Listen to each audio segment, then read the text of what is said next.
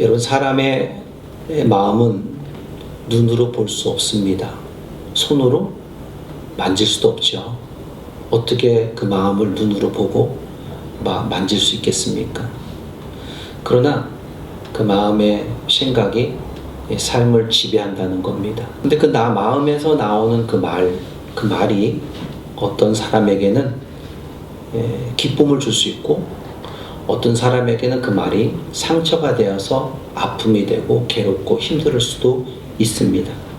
마치 인간의 삶 자체가 살얼음판을 걷는 그러한 모습으로 하루하루를 살아가는 그러한 현실이 되었는지도 모릅니다. 이 현실 안에서 어려움을 겪고 있는 모든 자들, 그래서 그 스트레스 때문에 어떤 사람은 심장이 멈춰버리는 수도 있고요. 어떤 사람은 극단적인 선택을 통해서 생을 마감하는 사람도 분명히 있습니다. 이런 걸 볼 때 인간이 얼마나 연약한지, 그 말이 뭔데 이렇게 인간은 무너질 수밖에 없을까 하는 생각이 들기도 합니다. 우리가 잘 알아야 할 것은 연약하기에 언제나 실패할 수 있다는 거죠. 그러나 진짜 실패가 뭔지 아십니까? 어떤 말을 들어서 연약해서 무너진 그 실패가 아니라, 진짜 실패는 내 삶의 의미를 공급해 주시는 하나님과의 단절된 것, 하나님과의 끊어진 삶, 이게 진짜 실패입니다. 그렇기 때문에 빠른 시간 내에 내 힘이 아닌 하나님의 은혜의 손길이 임할 수 있도록 나의 삶의 무게의 회복이 하나님과 함께 할 때야 가능하다는 것을 빨리 깨닫는 것이 좋다는 거죠. 전 오늘 여러분들에게 삶의 무게가 있다면 분명히 있을 겁니다. 누구에게나 있습니다. 그러나 이 삶의 무게가 내가 아닌 하나님만이 해결할 수 있다는 걸 빨리 깨닫게 되는 귀한 시간 되기를 축복합니다. 여러분 아시죠? 내가 하나님 믿고 있잖아요. 하나님 자녀들에게는 남다른 상상할 수 없는 무기가 있다는 것을, 그것은 바로 말씀을 들음을 통해서 상한 마음이 치료되는 것, 또 우리가 하나님께 나가서 기도할 수 있는 특권이 있다는 사실입니다. 이것이 바로 하나님의 자녀들만이 누릴 수 있는 고유의 특권입니다. 세상에 속한 이들은 아무런 선택이 없고 상한 마음으로 살든지 극단적인 선택을 하든지 아니면 정신적인 어떠한 분열이 되든지 어느 한쪽이든 그들의 삶은 선택이 됩니다. 그러나 하나님의 자녀들은 말씀을 듣고, 오늘 여러분은 말씀을 들으러 오셨죠? 그 말씀을 통해서 하나님 앞에 어쨌든 내 삶이 무엇인가 좀 달라지길 원하고, 내가 좀 좋은 방향성을 걷길 원하고, 또한 그름을 통해서 하나님께 영광 돌리길 원하는 마음으로 이 자리에 왔을 겁니다. 저 역시 그런 마음으로 이 자리에 서 있습니다. 말씀을 듣고 무게의 짐을 어떻게 해결하는 것을 알고 하나님께 나가서 기도함을 통해 회복되는 시간, 그것을 만들고자 하는 것이 우리들의 마음이라는 겁니다. 여러분, 다시 말씀드리지만 삶의 무게가 무거워졌을 그때 누구나 한 번쯤은 고민의 시간에 빠질 수 있습니다. 목사인 저도 삶의 무게가 굉장히 갑자기 무거워졌을 때 저도 고민의 시간을 갖습니다. 여러분, 갑자기든 아니면 뭔가 예정된 일이 그대로 터졌구나 하는 이런 생각이 들었을 때 나를 찾아온 그 무게는 무엇일까? 왜 저 무게가 나에게 왔을까? 꼭 나에게만 와야 됐을까? 이 무게를 혼자만이 감당할 수 없을 때 때로는 그 무게로 인해서 자신에게 자꾸 물어보기도 하죠. 자신에게 물어봐서 해결점이 없다라면은 본인이 가장 신뢰할 만한 사람을 찾아가기도 합니다. 가장 친한 친구를 찾기도 하고, 어떤 성도는 목회자에게 와서 기도 요청도 하고 이야기를 내놓습니다. 그렇다면 무엇 때문에 이러한 질문이 생겼을까 합니다. 왜 나에게? 무엇 때문에? 인생에 풀기 어려운 문제 때문에 다가온 겁니다. 여러분, 해결할 수 있으면 여러분이 해결했죠. 뭐하러 이게 옵니까? 어려운 상황이 직면에 있어서 도저히 풀 수 없기 때문에 그제서야 하나님 앞에 무릎 꿇고 하나님 앞에 다가온 거 아니겠습니까? 오늘 본문을 읽은 한나의 인생도 이와 같습니다. 여러분 한나 많이 들어보셨죠? 그죠? 한 여인의 이야기. 문제가 발생하면 문제를 피하려고 하는 사람들이 적지 않게 많이 있습니다. 여러분도 그런 경험 있죠? 문제가 닥쳐서 아이 난 몰라 이런 경우 있지 않습니까? 그건 뭐예요? 난 모른다는 것은 피한다는 겁니다. 적지 않게 많은 사람들이 문제가 다가왔을 때 그걸 회피하고 피하려고 합니다. 정면 돌파하려고 하지 않아요. 옆으로 피해가서 어쨌든 피해가서. 여러분 이 문제를 피한다는 것은 사람들의 일반적인 반응입니다. 누가 그것을 그냥 정면으로 맞으려고 합니까? 어쨌든 피하려고 하지. 그게 일반적인 우리들의 모습입니다. 왜 그럴까요? 그 문제를 직면하기가 싫다는 거야. 그 문제 때문에 다가올 무게와 두려움, 그 문제 자체가 부정적인 거기 때문에 감당하기 어렵다는 거예요. 그래서 피하는 겁니다. 그러나 분명한 것은 하나님을 찾는 사람들은 아마 이런 사람일지 모릅니다. 문제가 발생했을 때 사람이기에 삶의 무게 때문에 흔들릴 수 있지만, 그죠? 흔들릴 수 있어요. 그러나 흔들리지 않으려고 자세를 갖춘 사람 있죠. 아, 내가 여기서 흔들리면 다 죽어. 이런 얘기 했잖아요. 당신이 리더자잖아. 여기서 당신이 흔들리면 어떻게 당신이 중심을 잡아야지. 그래야 우리를 살릴 수 있는 거 아닙니까? 이런 소리 많이 듣죠. 그죠? 그러니까 리더자가 흔들리면 그 공동체는 산산조각이 나고 어떻게 보면 생명까지 위협을 받을 수도 있다는 거예요. 그러니까 흔들렸을 때에 내가 어떻게 하면 흔들리지 않을까를 이 자세를 갖추려는 사람이 있다는 얘기죠. 이 주어진 내 삶의 의미를 조금 더 깊이 있게 아는 사람이 아닐까요? 그러니까 내 삶의 의미를 주는 분이 누구라고 생각합니까? 내 옆에 있는 사람입니까? 내 삶의 의미를 주는 사람이 내 아내입니까? 내 남편입니까? 내 자녀입니까? 아니죠. 여러분의 삶의 의미를 주는 분 하나님을 믿습니까? 하나님이 우리의 삶의 인생을 수레바퀴처럼 돌리고 있기 때문에 내 삶의 의미를 갖게 하는 것은 바로 하나님이라는 거예요. 이걸 아는 사람은 반드시 어려운 면이 직면했을 때 그것을 피하려고 하는 것이 아니라 두렵지만 그러나 그것을 내가 감당하는 거예요. 그래야지만 내도 살고 다른 사람도 살릴 수 있기 때문에 그렇다는 거예요. 여러분 하나님의 마음은 이런 거예요. 내 삶의 의미를 공급해 준 하나님은 나를 위해서 십자가에 못 박혀 죽은 의미가 바로 그런 거예요. 나의 삶의 의미를 조금 더 깊이 있게 깨닫고 살아가기 위해서 살아가도록 예수께서는 나의 죄됨을 잘라버리고 대신 그분이 죽어주신 거예요. 여러분 우리가 신앙이 연약할 때 문제로 일어난 고난을 불행이라 생각하며 살아갑니다. 그거는 신앙이 연약할 때죠. 문제가 일어나죠. 왜 나는 맨날 이렇게 불행해? 왜 나한테만 이런 문제들이 자꾸만 생기는 거야? 그러면서 나는 불행해. 이렇게 살아갑니다.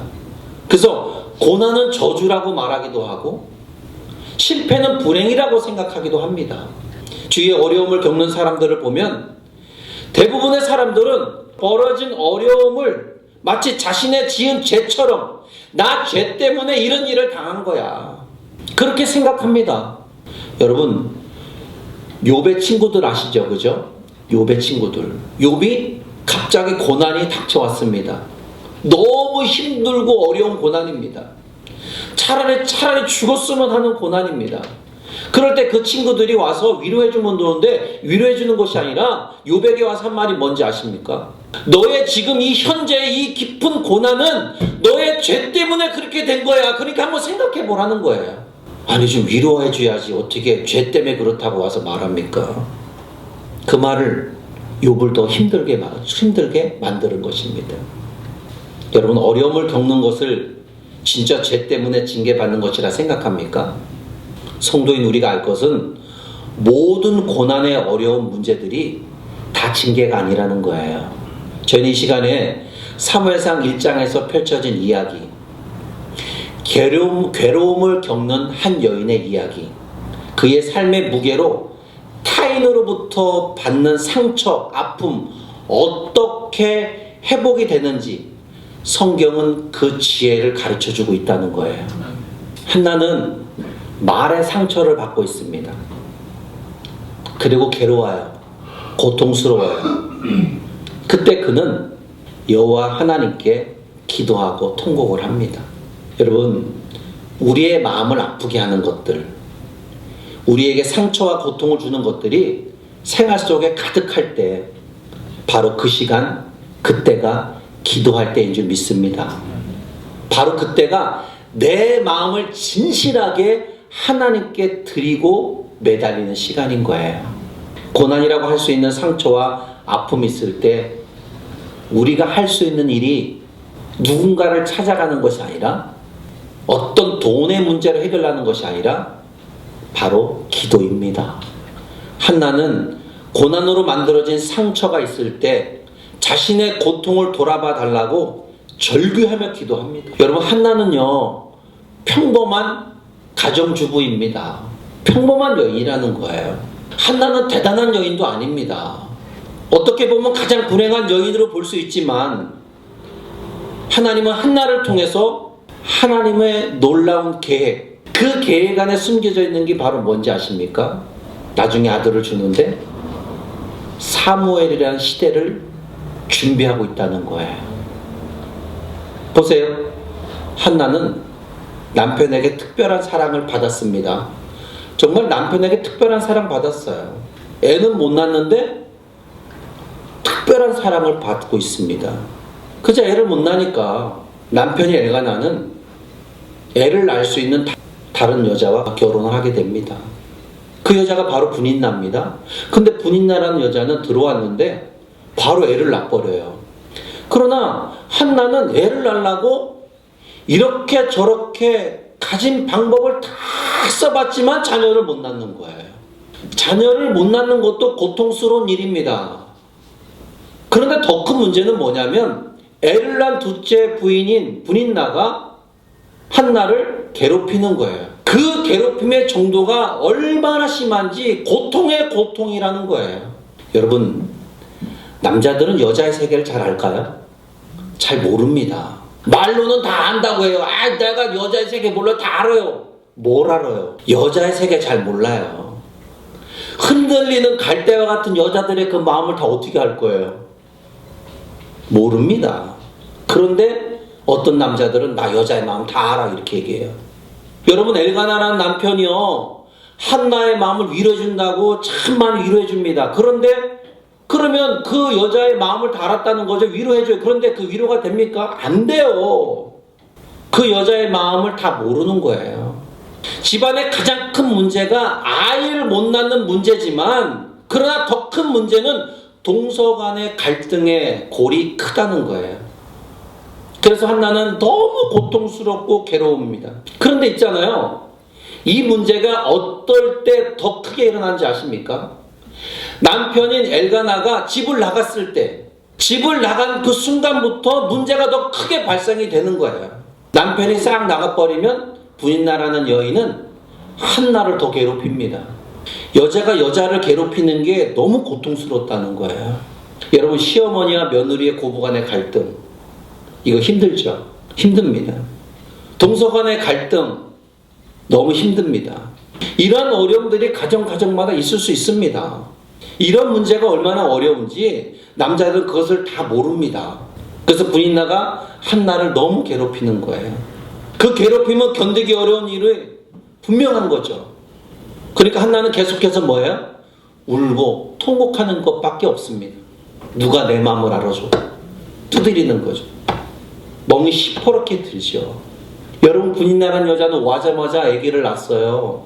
한나는 온갖 노력을 다 했는데도 애가 없어요. 여러분이 아셔야 될 것 바로 이거죠. 한나는 왜 안 되느냐 이거예요. 한나는 왜 안 되었을까? 왜 자녀를 못 낳았을까?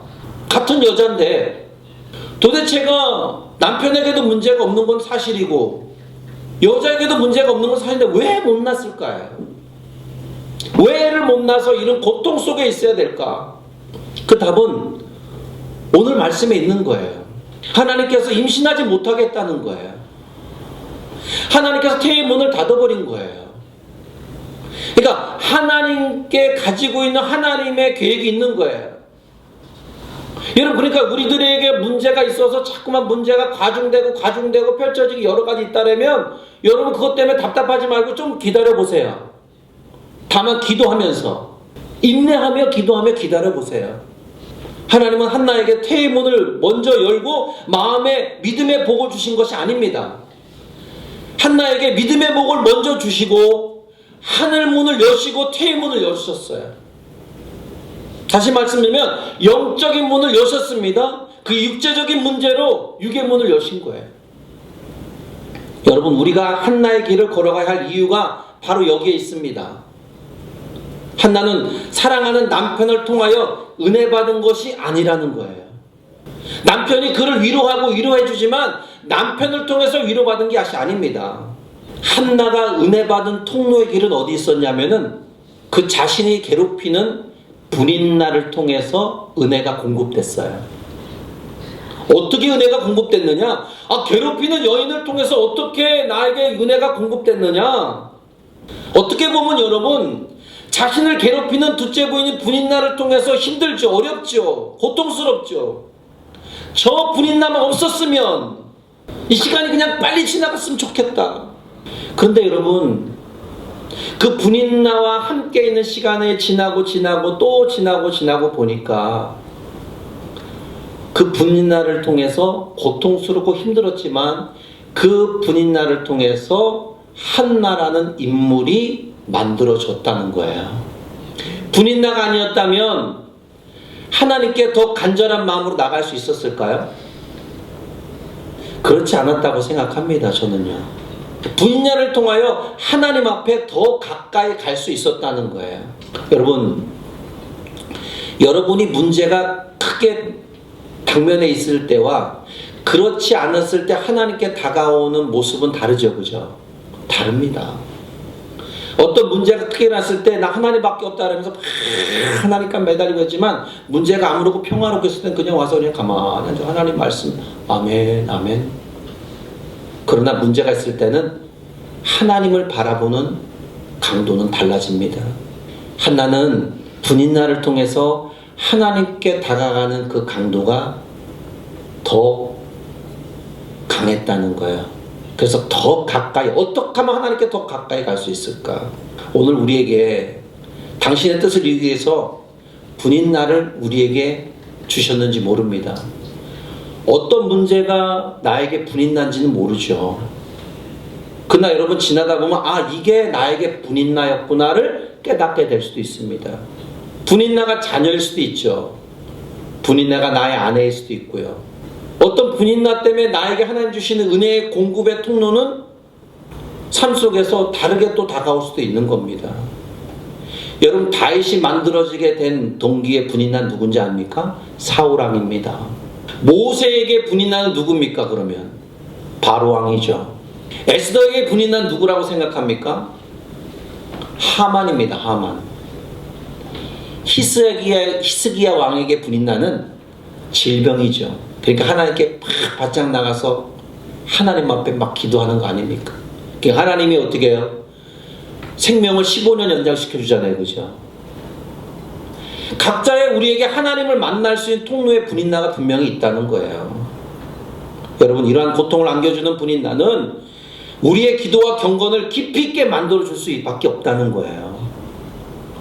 여러분을 지금까지 여기까지 인도하신 하나님, 내가 하나님을 찾을 수밖에 없고 내가 예배드릴 수밖에 없고 하나님이 나에게 전부일 수밖에 없었던 것은 나에게 평상시에 어느 순간에 분인나라는 은혜의 통로가 있었기 때문에 그 분인나라는 통로가 하나님을 만날 수밖에 없는 그 시점이 있었기 때문에 내가 지금 주님 전에 있는 거예요. 여러분 믿죠? 한나의 경건과 기도의 삶은 그녀가 겪고 있는 불임의 고통을 통해서 만들어진 겁니다. 그녀가 애를 숨풍숨풍 잘났다면은 정말 하나님에 나가서 이렇게 사무엘을 낳을 수 있는 그러한 사람이 되진 않았을 거예요. 하나님은 이렇게 한나라는 한 여인을 준비시켜서 사무엘이라는 귀한 자녀를 낳게 한 것입니다. 그리고 그 사무엘을 통해서 한 시대를 열어갈 수 있는 시대를 만들어 놓은 거예요. 여러분, 사무엘서 초기에는요, 룻기와 같이 경건의 모양만 있는 시대입니다. 경건의 능력은 사라졌어요. 그 모양만 있고, 그 사사시대의 끝 지점에 각자의 자기의 옳은 소견이 바로 옳다고 판단하고 기준해서 살았던 시대입니다. 경건을 찾아볼 수가 없습니다. 그러나 한나라는 그런 시대지만, 한나라는 이 여인을 통해서 하나님은 시대의 빛을 밝힐 준비를 하고 있었다는 거예요. 여러분 믿죠? 여러분을 통해서 이 새꿈교회를 빛날 빛으로 삼았는지도 모릅니다. 여러분을 통해서 이 나라를 빛을 밝힐 수 있는 준비된 사람으로 만드는지도 모릅니다. 그러니까 여러분 너무 나약하지 마십시오. 여러분 자신을 하찮게 여기지 말라는 거예요. 나는 나이 먹었기 때문에, 나는 어리기 때문에, 나는 뭐 이것밖에 안 되니까 나는 그런 인물이 될 수 없어. 아니에요. 한나는 여러분 평범한 가정주부입니다. 그가 제사장입니까? 아니에요. 그는 평범한 가정주부 한 여인입니다. 근데 그 여인을 통해서 하나님께서 시대를 밝힐 준비를 하고 계셨다는 거. 여러분 10절을 보면 한나는 너무 괴로운 사람입니다. 그래서 그는 기도하고 통곡을 합니다. 얼마나 마음이 아팠으면 조용한 여자가 성전을 또 찾겠습니까? 그리고 기도했을까요? 한나의 마음에는 고통이 가득하여 그 고통의 진짜 울음, 비통한 상처, 그 상처로 인한 기도밖에 할 수 없었습니다. 얼마나 고통이 심했으면 술에 취한 사람처럼 혼잣말로 입술만 그냥 따박따박 움직였을까요? 오죽하면 엘리 제사장이 술을 먹고 주정한다라기다 너 포도주를 끊어라 이렇게까지 얘기했을까요? 여러분 한나의 기도는 하나님 앞에서 많이 할 수 있는 몸부림치는 간절함입니다. 하나님 앞에서만이 할 수 있는 기도라는 거죠. 인간의 앞이 아닙니다. 우리는 어려운 일을 당하면 기도해야 합니다. 그런데 막상 어려운 일이 닥치면 여러분 기도합니까? 기도 안 할 거예요 이랍니다. 나 기도 안 할 거예요. 그럼 어떻게 자는 거예요? 아니 어려운 일 당했는데도 기도 안 한다면 어떻게 하는 거예요? 왜 그 사람이 기도 안 한다고 했을까요? 무엇 때문에? 하나입니다. 기도를 그렇게 많이 했는데도 하나님이 기도 응답을 안 해줬다는 거예요. 그러니까 하나님 앞에 기도 응답을 안 해주니까 상처받았으니까 내가 이 어려움이 있다고 또 기도 안 해줘. 그래서 기도 안 한다는 거예요. 성도가 하나님 앞에 기도하면서 제일 걸림돌 되는 게 뭔지 아십니까? 자존심입니다. 기도 안 들어줘서 나에게 자존심에 상처났다는 거예요. 다른 사람은 기도 들어주고 나보다 별 볼 일 없고 믿음 생활도 별로 하지 않고 뭐 주님 앞에 잘하는 것도 교회 열심히 생활도 안 하는데 저 사람 기도는 잘 들어주고 내 기도는 그렇게 안 들어주고 상처나서 내 자존심에 스크래치가 났다는 거예요. 우리가 기도할 때 가장 걸림돌 되는 게 자존심. 여러분 하나님 앞에 자존심이 필요할까요? 자존심을 내려놓지 않는다는 것은 지금의 상황이 덜 급한 거예요. 진짜 급하면 그 자존심이 문제입니까? 그렇죠? 자존심이 문제입니까? 자존심은 우리의 삶을 가장 멍청하게 만든 거예요. 예수님 우리에게 말씀하죠. 수고하고 무거운 짐 지자들아 다 내게로 오라 말씀합니다. 여러분 그렇게 말씀하셨잖아요. 그죠? 수고하고 무거운 짐 자들아 다 내게로 와. 너 짐이 무거우니? 그 짐 내가 해결해 줄게. 여러분 한나처럼 지금 우리는 기도가 필요할 때입니다. 삶의 무게가 없는 사람이 어디 있겠어요? 저에게도 삶의 무게가 있고 여러분에게도 있을 겁니다. 여러분 11절을 보듯 한나의 간절함에 나온 서원의 기도, 오죽하면 서원의 기도까지 했을까요? 그는 하나님 앞에 이렇게 기도합니다. 자신의 고통을 돌보시고 나를 기억해 주세요. 그렇게 기도합니다. 자신을 잃지 않도록 하나님 앞에 간절한 기도를 하는 거예요. 자기를 좀 기억해 달라는 거예요. 저 이해가 됩니다. 이 기도 내용이 이해가 돼요. 제가 어려움 당했을 때 정말 하나님께 기도해, 하나님 저 좀 기억해줘요. 막 이렇게 기도했었으니까요.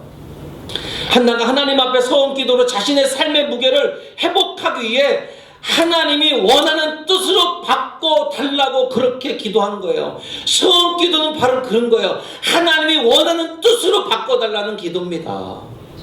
마태복음 16장 24절에 누구든지 나를 따라오려거든 자기를 부인하고 자기 십자가를 지고 나를 따를 것이니라. 할렐루야.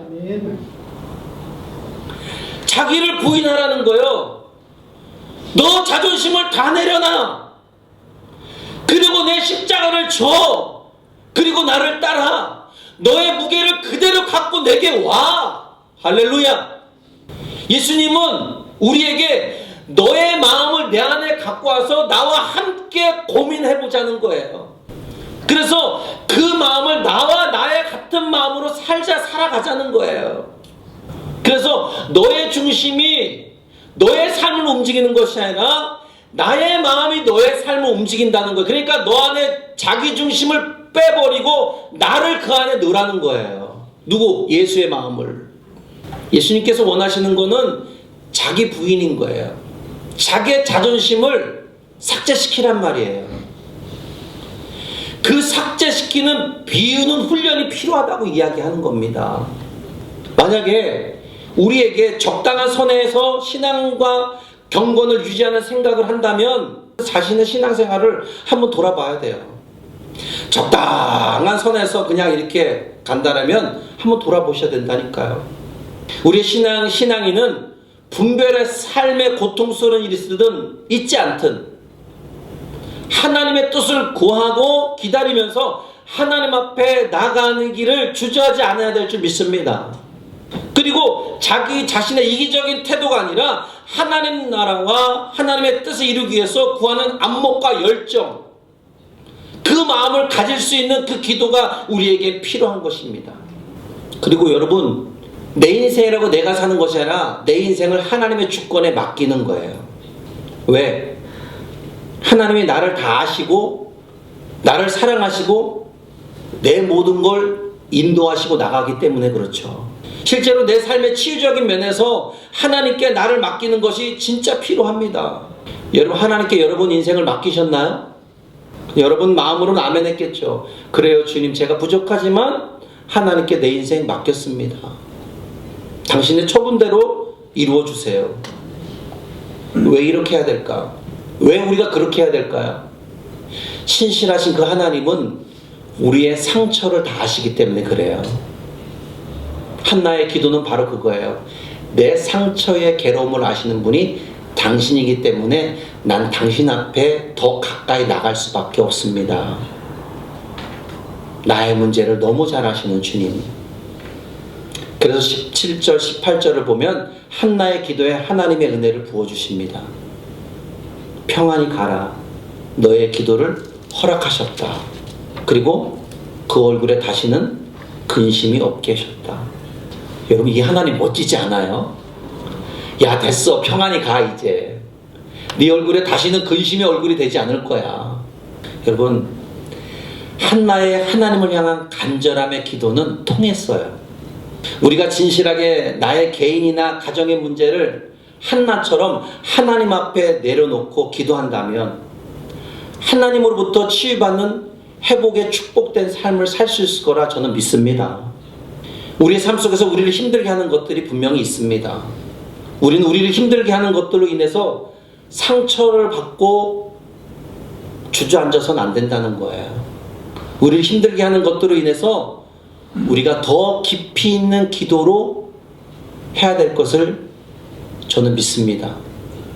우리의 삶의 어떤 문제 때문에 살 수 있는 길이 보여지지 아니하도 절벽에 서 있어서 마치 내 자신이 무너지는 것처럼 그렇게 보일지라도 그래도 여러분, 하나님 앞에 서면 내 삶의 살 길이 열려진다는 사실을 우리 믿어야 됩니다.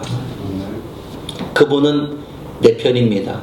당신의 필요한 뜻에 맞게 문을 열어주십니다. 여러분, 죽음의 고통이 있다면 죽을 힘을 다해 기도하는 거죠. 죽음을 작정한 자들 있지 않습니까? 그리고 막 목숨을 끊으려고 해요. 그래도 어떻게 구세일생으로 살아났어요. 누구의 도움을 통해서. 그 사람이 하는 말이 뭔지 아십니까? 야, 이 사람아, 죽을 힘이 있었다면 그 죽을 힘 갖고 다시 살아! 그렇게 말을 합니다. 여러분, 이것을 기억하고 기도 자리를 지킬 때 우리는 새 힘을 얻을 수 있다는 사실을 꼭 아시기를 바랍니다. 여러분 자리를 지키시면 됩니다. 누가 지켜주는 것이 아니에요. 그 하나님이 제공한 그 자리는 여러분의 자리입니다. 하나님이 공급해준 은혜의 그 자리는 누구도 그 자리에 앉을 수 없습니다. 여러분만이 앉아서 여러분만이 하나님의 공급책에서 받는 그 자리, 그곳에서 하나님의 은혜가 쏟아지는 것이고 그곳에서 여러분의 생명의 삶이 사라지는 거예요. 그리고 여러분의 삶의 무게가 거기서 회복이 되는 것입니다. 여러분, 나에게 있는 삶의 무게는 하나님에게는 그렇게 중요하지 않아요. 하나님이 중요하게 여기는 것이 뭔지 아십니까? 그 삶의 무게를 통해서 하나님의 계획된 일을 이루어 나가는 데 있다는 거예요. 그러니까 우리에게 삶의 무게는 그렇게 힘든 것이 아니라는 거예요. 이 일을 통해서 하나님의 계획된 일을 펼쳐나가신다는 그 사실. 우린 이것만 믿으면 되는 거예요. 한나가 그렇게 믿고 하나님의 은혜를 받고 새로운 빛의 시대를 열어진 거예요.